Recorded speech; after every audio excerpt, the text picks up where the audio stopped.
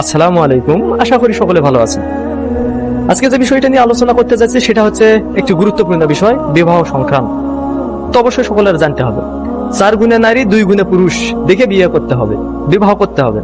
4 গুণে নারী 2 গুণে পুরুষ, এই গুণগুলো দেখে অবশ্যই বিয়ে করতে হবে। তাহলে এগুলো আমাদের জানতে হবে, জানা দরকার। জানতে হলে সম্পূর্ণ ভিডিওটা দেখতে হবে। সম্পূর্ণ ভিডিও দেখার অনুরোধ রইল। ভিডিওটা ফেসবুক পেজ থেকে দেখলে ফলো করবেন, আর ইউটিউব চ্যানেল থেকে দেখলে চ্যানেলটা সাবস্ক্রাইব করবেন। সবসময় সাথে থাকবেন, সাপোর্ট করবেন। তাহলে 4 গুণে নারী কি, সেই 4 গুণ যে গুণ দেখে নারীকে বিয়ে করতে হবে। তাহলে 4 গুণে নারীর মধ্যে 1 নাম্বার, তার বংশমর্যাদা। তার বংশমর্যাদা কেমন, সে কি বংশ থেকে উঠে আসলো, কেমন তার মা বাবা, পরিবার পরিজন, অবশ্যই তার বংশকে দেখতে হবে, তার বংশমর্যাদা দেখতে হবে। একজন নারীর বংশমর্যাদা অবশ্যই দেখবেন, তারপর বিয়ে করবেন। 2 নাম্বার, নারীর ধন সম্পদ। অবশ্যই একটা নারীকে দেখতে হবে যে তার ধন সম্পদ আছে কিনা, কতটা আছে জানতে হবে। এই ধন সম্পদ দেখে জেনে নারীকে বিয়ে করতে হবে। 3 নাম্বার, নারীর সৌন্দর্য। নারী সুন্দর কিনা, কতটা সুন্দর, আপনি তাকে নিয়ে মেনে চলতে পারবেন কিনা, মানিয়ে নিতে পারবেন কিনা, এইসব দেখতে হবে। অবশ্যই নারীর সৌন্দর্য দেখতে হবে এবং নারীকে বিয়ে করতে হবে।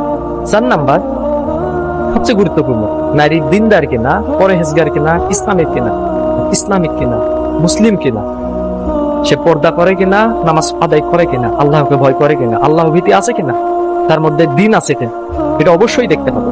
তাহলে এই 4টি গুণ, এই 4টি গুণ দেখে একটি নারীকে বিয়ে করবে। তার বংশমর্যাদা, তার সৌন্দর্য, তার পিতার সম্পত্তি এবং তার দিনত, অবশ্যই এই 4টি গুণ দেখবেন এবং প্রতিটা পুরুষ নারীকে বিয়ে করবেন। আর দ্বিতীয়ত, পুরুষের 2টি গুণ, পুরুষের 2টি গুণ দেখে বিয়ে করতে হবে। অবশ্যই কন্যার পিতারা অবশ্যই দেখবেন ছেলেদের 2টা গুণ আছে কিনা। 1, তার দীনতা। অবশ্যই একটি ছেলের দীনতা থাকতে হবে, দিনদারিতা থাকতে হবে। সে পরহেজগার কিনা, 5 ওয়াক্ত নামাজ আদায় করে কিনা, কোরআন শরীফ জানে কিনা, নবী করিম সাল্লাল্লাহু আলাইহি সাল্লাম আল্লাহ পাকের জ্ঞান আছে কিনা, অবশ্যই এই দীনতা দেখতে হবে, তারপর বিয়ে দিতে হবে। দ্বিতীয়ত, ছেলের স্বভাব ভালো কিনা, চরিত্র ভালো কিনা। দুশ্চরিত্র, খারাপ উগ্র স্বভাবের ছেলের সঙ্গে কখনো মেয়ে দিয়ে দিবেন। শুধু টাকা পয়সা দিয়ে মেয়ে দিয়ে দিবেন, টাকা পয়সা দেখে দিয়ে দিবেন। ছেলের অবশ্যই স্বভাব চরিত্র দেখবেন ভালো কিনা, তারপরে একটি মেয়েকে ছেলের সঙ্গে বিয়ে দিবেন। তাহলে তার স্বভাব চরিত্র এবং দীনতা দেখতে হবে এবং মেয়েকে বিয়ে দিতে হবে। তাহলে এই 6টি গুণ, মেয়ের 4টি, ছেলের 2টি। মেয়ের 4টি গুণ, ছেলের 2টি গুণ দেখে প্রতিটা পিতা মাতার উচিত বিয়ে দেওয়া।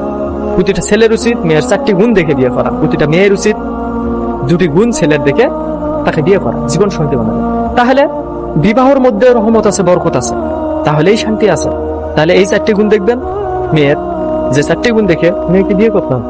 আর 2টি গুণ দেখবেন ছেলের, যে 2টি গুণ দেখে ছেলেকে বিয়ে করতে হবে। তাহলে এই 4টি গুণ মেয়ের, 2টি গুণ ছেলের দেখে বিয়ে করতে হবে। তাহলে 4 গুণে নারী 2 গুণে পুরুষ দেখে অবশ্যই বিয়ে করবেন।